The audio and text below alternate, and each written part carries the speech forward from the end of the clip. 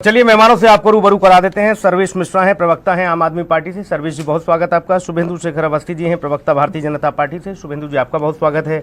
अनुज आत्रे जी हैं, प्रवक्ता हैं कांग्रेस से। अनुज भाई आपका बहुत स्वागत। और निरंजन पोद्दार जी हैं, वरिष्ठ पत्रकार, विशेष टिप्पणी के लिए। निरंजन जी आपका भी बहुत स्वागत है। ठीक, निरंजन पोद्दार जी, इस पूरे फलसफे को आप किस तरह से देखते हैं? आपका नजरिया क्या कहता है? क्या ठीक नहीं होता कि बीजेपी ने नामांकन दाखिल किया था तो वोटिंग हो जाने देते? अब भी आप विपक्ष में बैठोगे, तब भी विपक्ष में बैठते, लेकिन कम से कम रोली चंदन माथे पर लगा रहता। देखिए सुनील जी, ऐसा है कि मेरा ये मानना था, मैं 2 दिन से जो इस विषय के ऊपर जब डिबेट्स हो रही हैं तो मैं उनके अंदर पहले ये बोल रहा था कि जिस तरीके से भारतीय जनता पार्टी का जो वर्तमान नेतृत्व परिवर्तन हुआ है और भारतीय जनता पार्टी को ये भी समझ में आया है कि जो पिछली बार जो घटनाक्रम हुआ था नगर निगम चुनावों के बाद में सदन के अंदर जो मिट्टी प्लीद हुई थी, सदन की मिट्टी प्लीद बोलूंगा मैं, उसके अंदर किसी राजनीतिक पार्टी की नहीं, क्योंकि दोनों ही तरफ से उस टाइम जिस तरीके से अनुज जी कह रहे थे, दोनों ही तरफ से जनता अपने आप को शर्मसार महसूस कर रही थी कि हमने किनको माननीय बना करके भेज दिया। तो भारतीय जनता पार्टी ने उस चीज से सबक लिया और इस चीज को तो आदमी को साधुवाद देना चाहिए कि भाई अगर किसी को ये समझ में आती है कि भाई अब जो चीजें हैं, जो गलती हो चुकी है उसको होने दो, और जो अब आगे जो सिस्टम है उस सिस्टम को हम उसी तरीके से सुचिता से उसको फॉलो करें।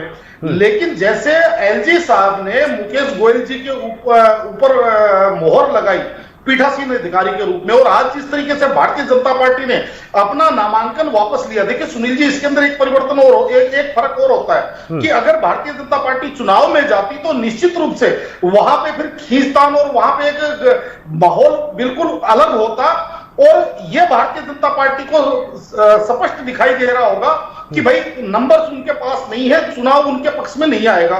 तो इसलिए उन्होंने जिस तरीके से शालीनता से अपना चुनाव नामांकन वापस लिया, लेकिन उसके बाद में जो अभी दुर्गेश पाठक जी की या जो आम आदमी पार्टी के प्रवक्ता जिस तरीके की बातें कर रहे हैं, सुनील जी, थोड़ा सा ये देख करके हास्यास्पद लगता है कि ये कौन सी राजनीति है। जैसे बचपन में हमारे यहाँ कहा जाता था, मैं उससे कट्टी हो गया, मैं उससे अब नहीं बोलता, वो मेरे से पहले बोलता है। तो ये उस तरीके में, और इसीलिए मैं कहता हूँ कि ये एक लोग कहते हैं नई राजनीति है, मैं कह रहा हूँ ये नाबालिग राजनीति है। कि ये इसका मतलब आप ये चाहते हैं कि इनको आप उकसाना चाहते हैं, आप इनको प्रोवोक कर रहे हैं कि भाई आप आइए सदन में पहले की तरह जूते चप्पल, और वहां जिस तरीके से सदन के अंदर जो हाथापाई हुई वो दोबारा से हो।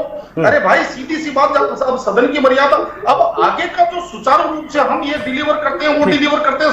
सुनील जी, मुझे एक बात बताइए, 2.5 महीने से ऊपर हो गया, 3 महीने से ऊपर हो गया निगम के चुनाव हुए, अभी तक स्टैंडिंग कमेटी का कहीं दूर तक पता नहीं। मामला कोर्ट के अंदर गया हुआ है, कोर्ट से आने के बाद में कैसे स्टैंडिंग कमेटी बनेगी, कब बनेगी, और स्टैंडिंग कमेटी बनने के बाद में सुनील जी उसके अंदर सारी प्रक्रियाएं विधिवत रूप से चालू होंगी, फंड अलॉटिंग की भी व्यवस्था उस टाइम शुरू होगी। आज आप देखिए, मैं आपके चैनल पर बड़ी जिम्मेदारी से कहता हूं कि दिल्ली आज स्लम की तरफ परिवर्तित होती जा रही है। तो ऐसी राजनीति की जनता ने मेरे हिसाब से अपेक्षा नहीं की होगी, और मैं ना इसके अंदर भारतीय जनता पार्टी को कह रहा हूं, मैं आम आदमी पार्टी के पास जाऊंगा। बिल्कुल निरंजन जी, आम आदमी पार्टी से जवाब लूंगा। दिल्ली की राजनीति को दोषी ठहरा रहा हूं। बिल्कुल ठीक है। निरंजन पोद्दार जी, आपकी फाइनल टिप्पणी चाहूंगा इस पूरे मसले पर।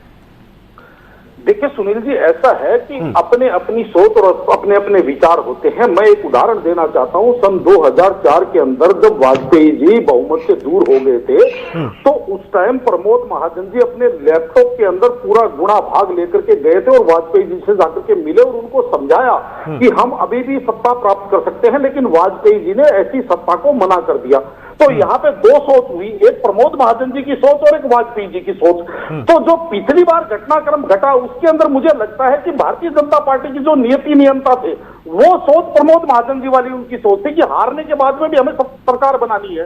और इस बार जो भारतीय जनता पार्टी की नीति नियमता है, मुझे लगता है कि उनकी सोच वाजपेयी जी वाली सोच है कि हमें नंबर नहीं मिला, हमें शांति से अपोजिशन में बैठना चाहिए, और जो सत्ता पक्ष है उसको हमें पूरा घेर करके और पूरा निचोड़ करके और उससे काम लेना है। तो मैं तो यही मानता हूं, और इसी सात्विक और इसी को जिसको कहते हैं सकारात्मक राजनीति की तरफ देश को आगे बढ़ाना चाहिए, चाहे वो दिल्ली नगर निगम से शुरू हो। मेरी तो यही अपेक्षा है। ठीक, बहुत शुक्रिया आप सभी मेहमान चर्चा में जुड़े, बहुत धन्यवाद आपका। खास कार्यक्रम में इतना ही।